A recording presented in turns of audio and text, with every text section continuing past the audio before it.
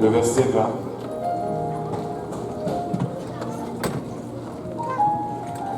Et 21. Si vous l'avez trouvé, dites Amen. Si vous cherchez encore, dites attends. Ni Amen, ni attends. Ah, je ne sais plus quoi faire.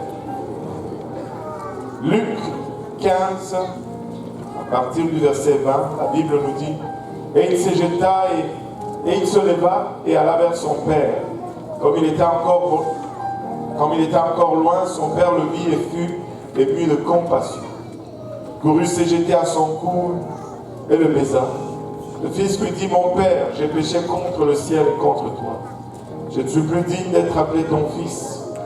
Mais le père dit à ses serviteurs: apportez vite la plus belle robe et l'en revêtez. De lui un anneau au doigt et des souliers aux pieds. Amenez le veau gras et tuez-les. Mangeons et réjouissons-nous, car mon fils que voici était mort, il est revenu à la vie. Il était perdu, il est sauvé, il est retrouvé, et ils commencèrent à se réjouir. Prions tous ensemble. Père Céleste, encore une fois, merci pour le privilège d'être dans ta maison et de tenir devant ton peuple. Le peuple de Dieu, c'est le peuple le plus beau sur la face de la terre. Merci pour cet honneur et ce privilège. Ce moment, lorsque nous venons ensemble, Papa, dans ta parole, nous réalisons notre nature, Papa, inadéquate à recevoir les choses spirituelles. Papa, aide-nous à les comprendre. Accorde-nous ton onction, Seigneur. Aide-nous à les transmettre sans crainte, ni faveur, ni hésitation, Seigneur Jésus-Christ. Papa, et que cette parole produise en nous des fruits, et que ces fruits nous conduisent jusque dans la vie éternelle. Et nous disons tous au nom de Jésus. Amen. En vous essayant, si vous pouvez juste battre vos mains.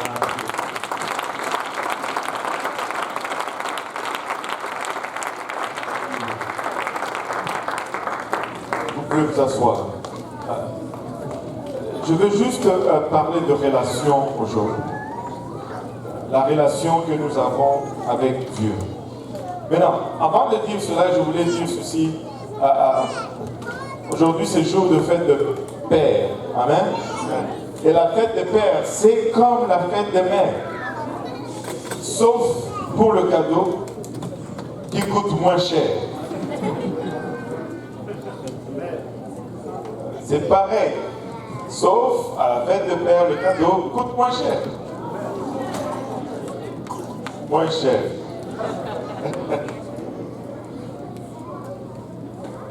Et il y a un proverbe français qui dit ceci: un bon père de famille doit être partout. Il doit être le dernier couché et le premier debout. Mince. Le dernier couché, ça marche. Le premier debout, ça c'est dur. Tu es le dernier couché, ça dépend. Qu'est-ce que signifie dernier en fait? Alléluia. Et dans notre société d'aujourd'hui, l'image masculine est l'une des images les plus massacrées par le diable. Et nous ne devons pas regarder au mauvais exemple de notre société. Si les enfants peuvent aller s'asseoir avec leurs parents, ça nous aiderait énormément. Merci de votre coopération, les enfants.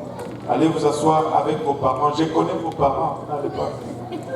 Allez vous asseoir avec vos parents. Alléluia. Merci. Alléluia. Ok, c'est bon. Alléluia. Gloire au nom de Jésus. Maintenant, l'image masculine est l'image le plus massacrée par le diable, et nous n'avons pas à regarder au mauvais exemple de notre société pour déterminer notre relation avec notre Père Céleste. Mais nous devons plutôt regarder au modèle qui nous est montré dans la Bible pour définir, pour gérer et pour vivre cette relation avec notre Père Céleste. Amen. Le parabole que nous venons de lire, c'est probablement une des portions des Écritures les plus populaires ou les plus connues. Ça nous parle de l'enfant prodigue. C'est un parabole très familier et aujourd'hui nous allons regarder ces paraboles un peu, regardons un peu dans le contexte dans lequel il était donné. Premièrement, dans Luc 15, versets 1 à 2, les scribes et les pharisiens critiquent le Seigneur Jésus-Christ. Luc 15, verset 1 nous dit « Tous les publicains, les gens de mauvaise vie s'approchaient de Jésus pour l'entendre. Et les pharisiens, les scribes murmuraient disant « Cet homme accueille des gens de mauvaise vie et mange avec eux. » Ils étaient en train de critiquer le Seigneur Jésus-Christ. Et Jésus, en réponse à leur critique, donne 3 paraboles. Et ces paraboles nous illustrent au fait la valeur d'une âme. Ils étaient en train de le critiquer parce qu'ils passaient du temps avec des pécheurs. Et en réponse, Jésus leur donne 3 paraboles plutôt qui nous illustrent la valeur d'une âme. Il n'y a rien d'aussi précieux qu'une âme.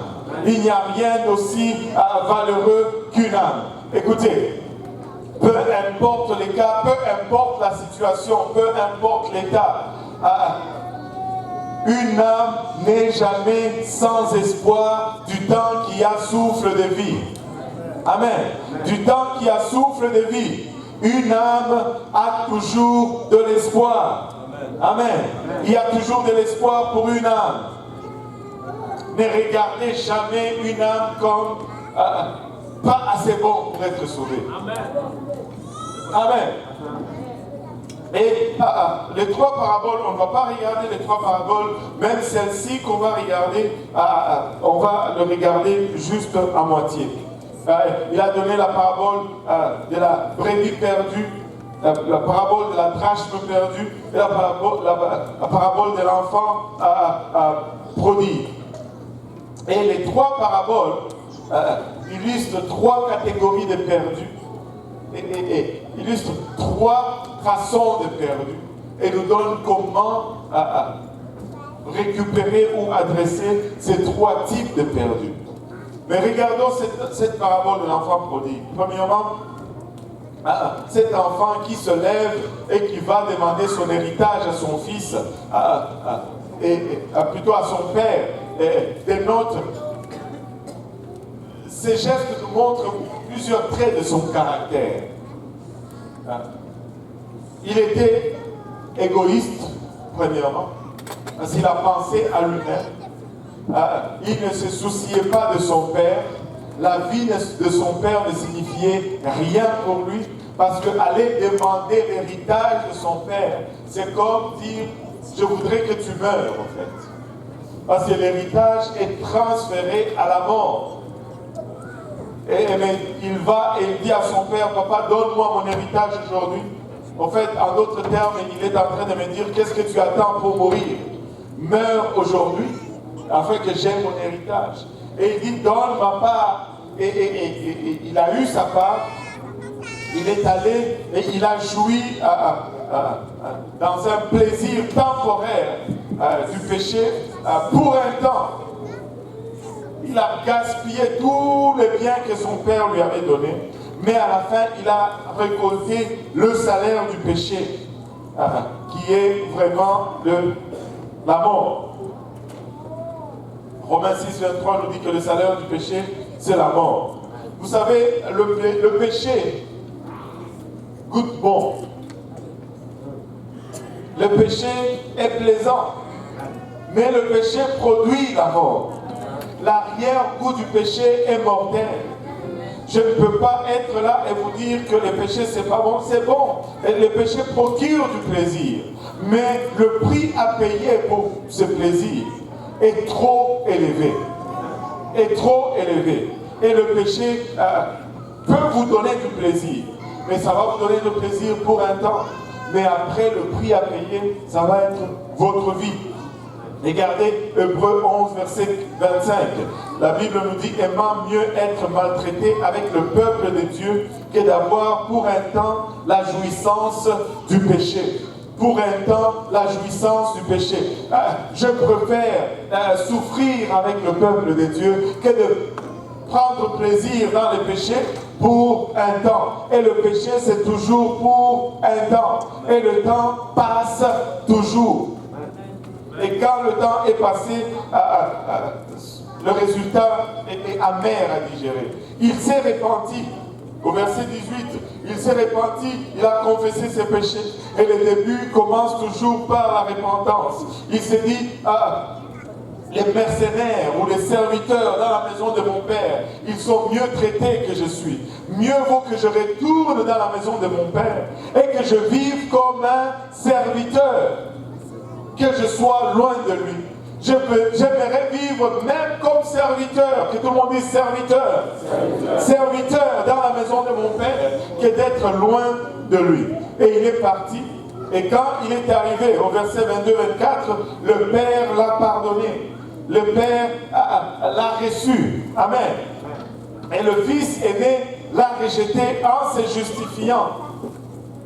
Amen. Regardez avec moi le verset 25 de Luc 15. Or, le fils aîné était dans le champ. Lorsqu'il revint et approcha de la maison, il entendit la musique et les danses. Lorsqu'il s'approchait de la maison, il entendit la musique et les danses. Je ne me rappelle pas, mais ça ne fait pas longtemps, on parlait de ceci. Écoutez, dans la maison de Dieu, il doit toujours y avoir de la musique et la danse. Amen. Lorsqu'il s'est approché, il a entendu la musique et la danse. Quand nous venons ici, c'est pour louer le Seigneur. Quand nous venons ici, c'est pour danser pour le Seigneur. Il faut qu'il... Oh Seigneur Jésus-Christ, aide-nous, papa. Mais je n'ai pas beaucoup de temps. Il appela un des serviteurs et lui demanda ce que c'était. Il dit, mais qu'est-ce qui se passe? Il va prendre l'information de sa maison auprès d'un serviteur. Il y a déjà un problème là. Quand le serviteur connaît mieux ce qui se passe dans ta maison que toi qui es le fils, il y a un problème. Cela signifie que tu n'es pas en train de vivre comme un fils dans cette maison. Tu es en train de vivre comme un serviteur dans la maison. Et il est question de relation. Amen. Un serviteur n'a pas la même relation que le Fils. Il est temps que nous réalisons quelle relation nous avons avec notre Père. Avons-nous une relation de serviteur ou avons-nous vraiment une relation de fils et de filles? Et telle est notre relation, telle est notre attitude, tel est notre potentiel, tels sont aussi nos accomplissements. Alléluia. Nous devons définir la relation que nous avons avec notre Père. Amen. Il semble, ce fils semble avoir été fidèle. Il est celui qui est resté à la maison. Il est celui qui n'a pas été dilapidé les biens de son père. Mais regardez ce qui suit. Ce serviteur lui dit, ton frère est de retour, et parce qu'il l'a retrouvé en bonne santé, ton père a tué le veau gras. Ton père a tué le veau gras et il s'est fâché. Ton frère est de retour et il s'est fâché. Il s'est mis en colère au verset 28 et ne voulut pas entrer. Il ne voulait pas entrer à la maison. Oh non, parce que tel qui était parti de l'église est rentré. Moi je ne rentre plus dans l'église. Et écoute, nous devons nous réjouir. Nous devons nous réjouir. Quand quelqu'un qui était parti rentre, nous devons nous réjouir. Nous devons célébrer. Nous devons faire du bruit, danser et chanter. Oh Seigneur, regarde ceci. Il se mit en colère et ne voulut pas entrer. Son père sortit vers lui. Et c'est son père qui est allé le chercher. Et le pria d'entrer. Mais il répondit à son père, voici, il y a tant d'années que je te sers. Il y a tant d'années que je te sers. Il y a tant d'années, j'ai vécu dans ta maison, mais je ne faisais que te servir. Il y a tant d'années, j'ai vécu avec toi, mais je n'ai eu une relation que de serviteur avec toi. Il était dans la maison de son père, mais il vivait comme serviteur. Tu es dans la maison de Dieu, mais tu vis encore comme un serviteur. Il est temps que tu ajustes ta relation, que tu commences à vivre comme fils et comme fille, parce que cela donne des droits et des prérogatives. Cela vient avec des responsabilités, mais cela donne aussi accès à certains droits. Un fils n'a pas un salaire. Un fils n'a pas un salaire. Un fils ne demande pas, papa, est-ce que je peux prendre le yogourt dans le frigo? Un fils va, il ouvre la porte et il prend le yogourt et il mange. Il est chez lui. Et écoute, nous, il est temps que nous commençons à exercer notre autorité. Il est temps que nous commençons à réclamer ce qui est notre, parce que nous sommes fils. Nous avons reçu un esprit d'adoption par lequel nous crions Abba Père. Il est temps que nous commençons à marcher dans l'exercice de nos autorités et de nos fonctions comme fils. Alléluia. Vous savez, notre relation avec Dieu ne dépend pas de ce que nous avons fait ou de ce que nous n'avons pas fait. Dieu nous a aimés alors que nous étions pécheurs. Écoutez, ne me comprenez pas à travers. Je ne suis pas en train de dire que nous sortons ici et que nous commençons à vivre une vie de péché. Je suis en train de dire que Dieu m'aime malgré moi, que Dieu t'aime malgré toi, malgré ce que tu es ou ce que tu n'es pas, ce que tu as ou ce que tu n'as pas. Alléluia.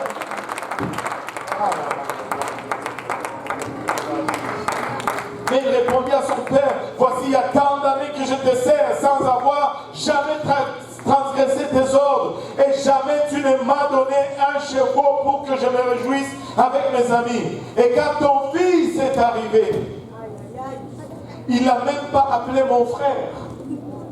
Nous devons nous débarrasser de l'esprit du grand frère. Nous devons nous débarrasser de l'esprit du grand frère. Amen. Et vivre dans une relation. Écoutez, il n'était plus le grand. Je ne sais pas si vous le voyez. Il était esclave dans la maison de son père. Il dit, moi je t'ai servi pour longtemps. Mais celui-ci vient, tu le traites comme fils. Il dit, voici ton fils. Il ne dit pas mon frère, il dit ton fils. Et je ne suis pas serviteur, je suis fils. Tu n'as pas été acheté pour l'esclavage, tu as été adopté dans la grande famille de Jésus-Christ.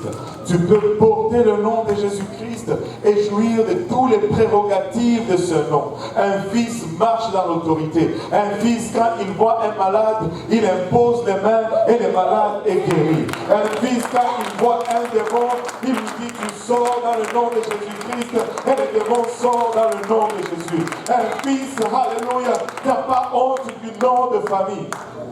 Avez-vous déjà vu quelqu'un qui a honte de son nom de famille? Écoute, peut-être un, mais il n'a pas compris la question. Et on t'a appelé ce nom depuis que tu étais petit, et ce nom est devenu normal pour toi. Est-ce que quelqu'un peut dire Jésus? Je n'ai pas honte de ce nom. Alléluia. Alléluia. Mais il est temps que nous arrêtons de vivre comme des serviteurs dans la maison.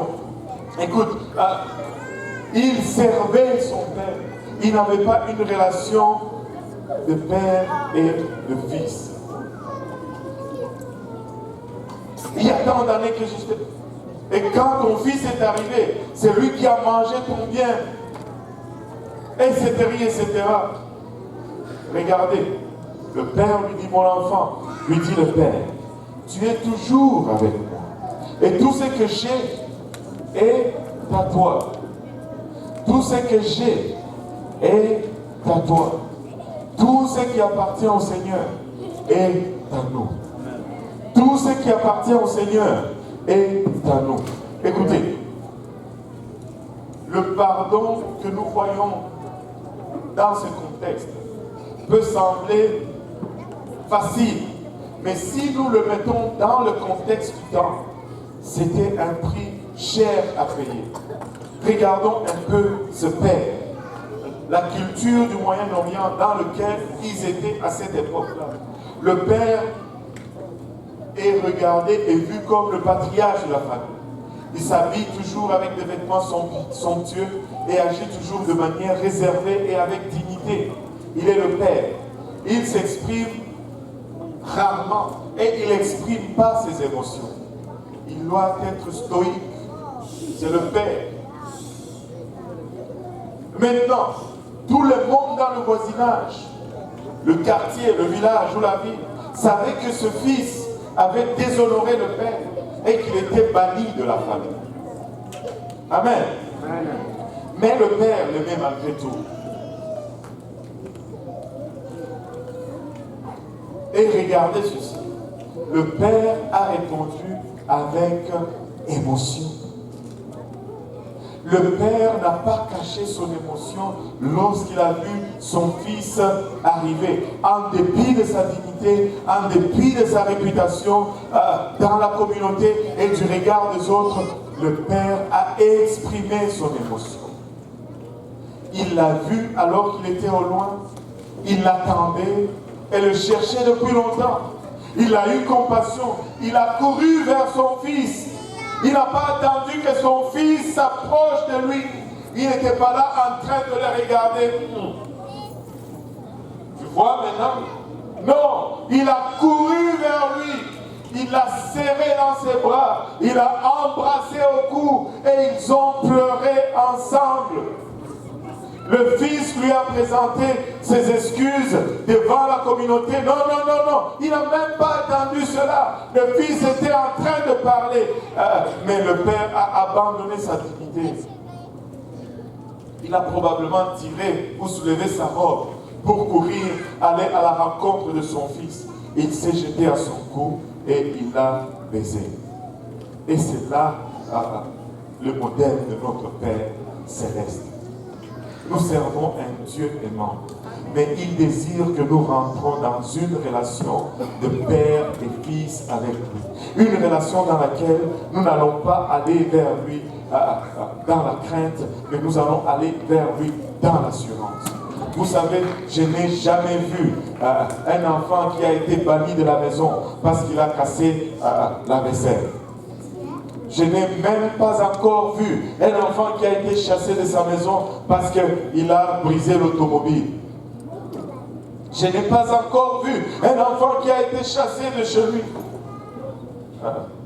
parce qu'il a vidé le compte en banque de son père ou quelque chose comme ça. Et si nous, des mortels, des hommes imparfaits, nous pouvons pardonner à ce point, combien davantage notre Père Céleste peut nous pardonner.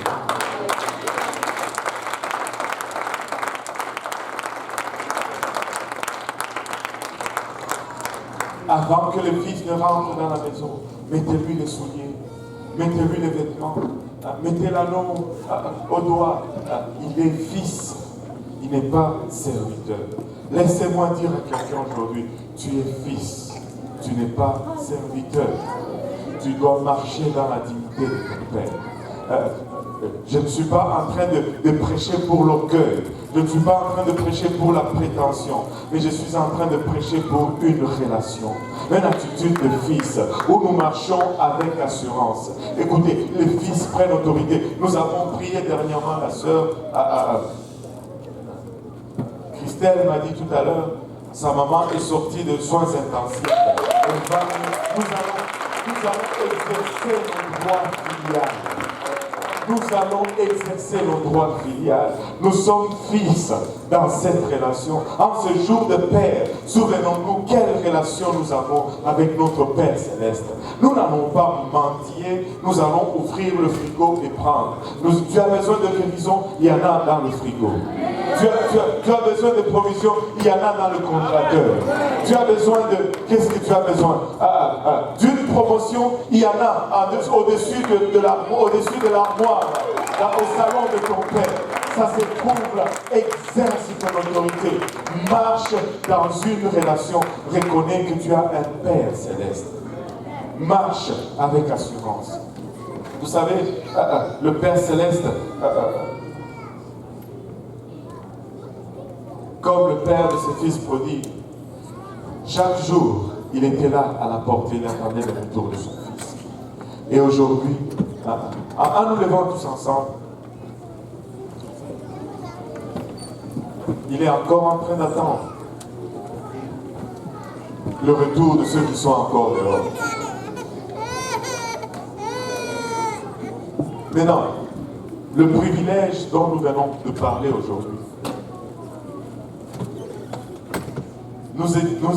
nous en étions exclus lorsque Adam et Ève ont chuté. Mais notre Père Céleste ne nous a pas laissés au dehors. Il est venu à notre rencontre. Comme le Père a accouru à la rencontre du Père, il est venu il a donné de sa vie. Il y a un qui vient pour revêtir le nom de Jésus-Christ. Alléluia. Et si vous êtes là, que vous n'êtes pas encore baptisé au nom de Jésus, vous pouvez l'être aujourd'hui.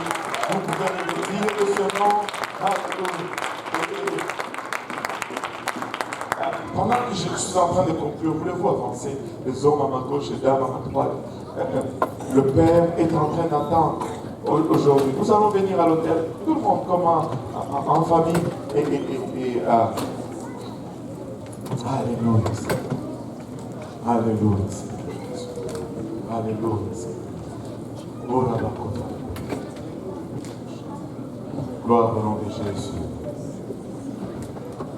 Alléluia. Alléluia, Seigneur. Gloire au nom de Jésus. Alléluia, Seigneur Jésus. Alléluia. Oh là là, alléluia, Seigneur. Gloire au nom de Jésus. Alléluia.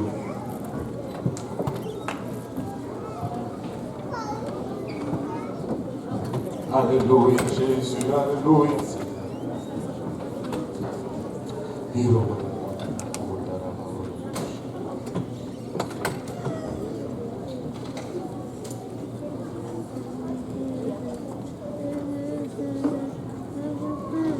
Tu peux rentrer dans cette relation. Et Dieu a enseigné tout ce dont tu as besoin pour rentrer dans cette relation. Pour être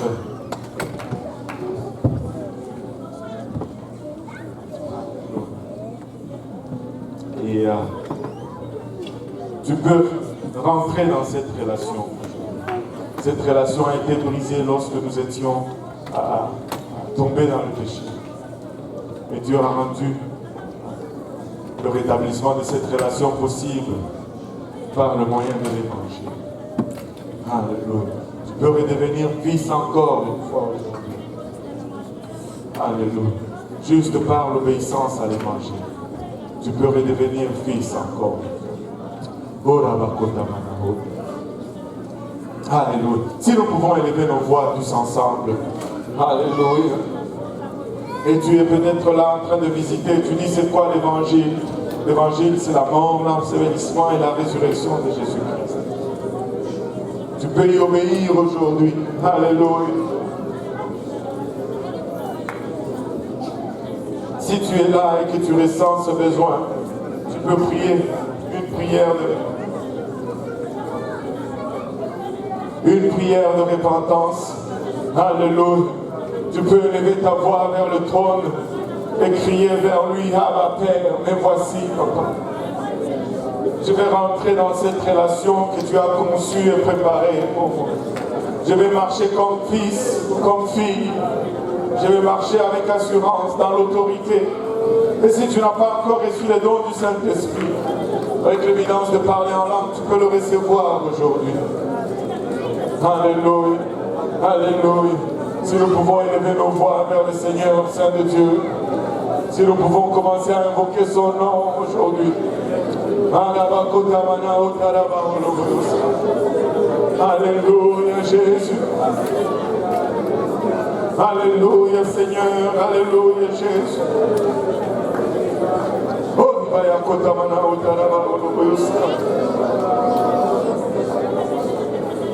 Alléluia Seigneur, Alléluia Jésus. Alléluia, Alléluia, Alléluia, Alléluia.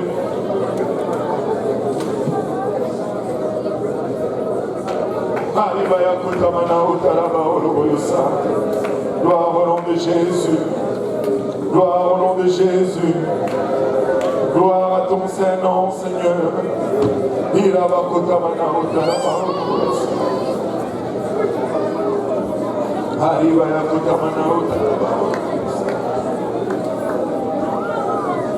Alléluia Seigneur, Alléluia Jésus.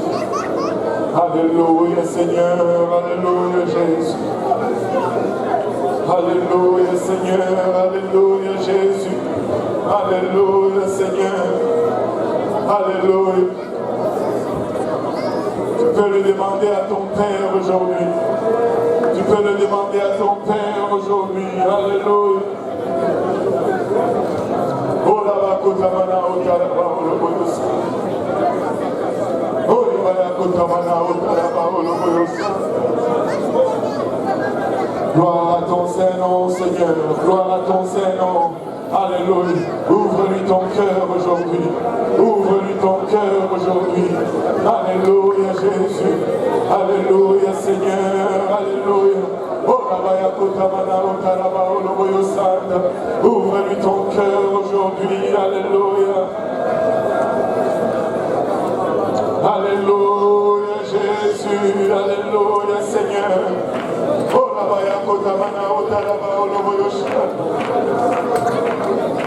Alléluia Jésus. Alléluia Seigneur. Alléluia. Oh gloire au nom de Jésus. Oh gloire au nom de Jésus. Louange, honneur et gloire au nom de Jésus. Louange, honneur et gloire à son Saint-Nom. Alléluia. Oh, alléluia.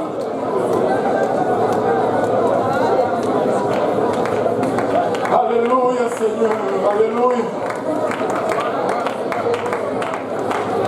Alléluia Seigneur, Alléluia. Oh la Alléluia Seigneur, Alléluia. Tu laisses sortir ta voix. Tu laisses sortir ta voix. Alléluia. Tu laisses sortir ta voix. Alléluia Seigneur.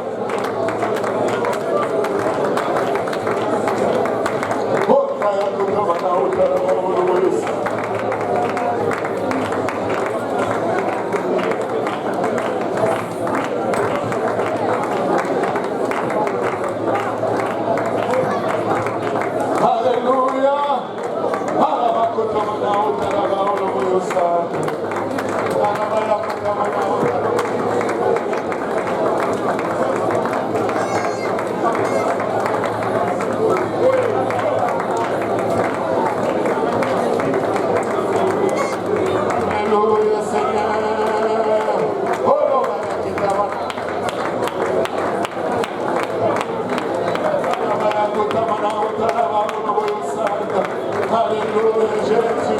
Alléluia. Le Seigneur est en train de remplir le Saint-Esprit. Le Seigneur est en train de remplir. Il y en a deux qui sont déjà en train de parler en langue. Alléluia. Alléluia, Seigneur. Alléluia.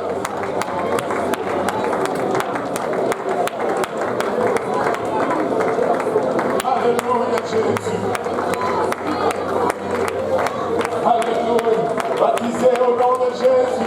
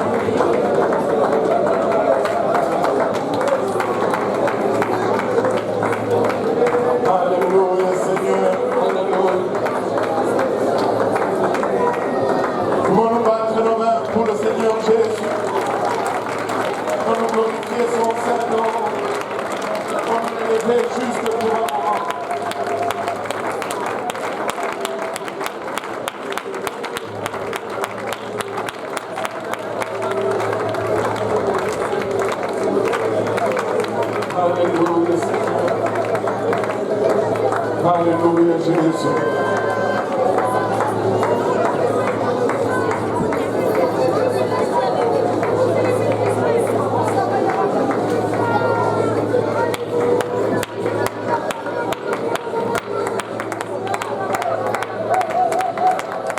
Alléluia. Il y a une troisième personne qui a reçu le Saint-Esprit. Il y en a 4. Alléluia. Gloire au nom de Jésus. C'est une puissance. Alléluia. Alléluia, Jésus.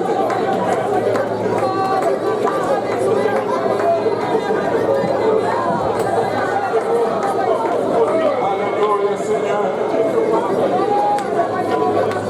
Gloire au nom de Jésus. Pour nous battre nos mains pour le Seigneur, juste pour un moment.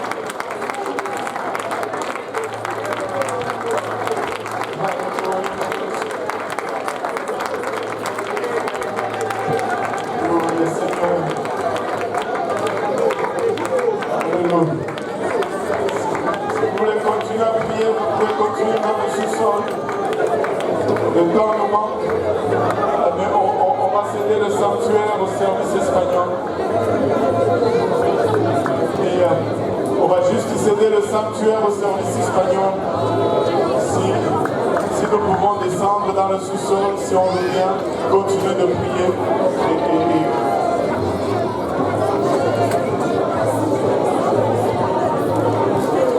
C'est une puissance. C'est une puissance.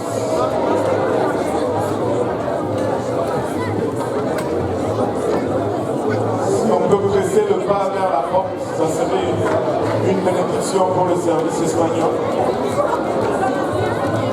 C'est une bonne chose à faire.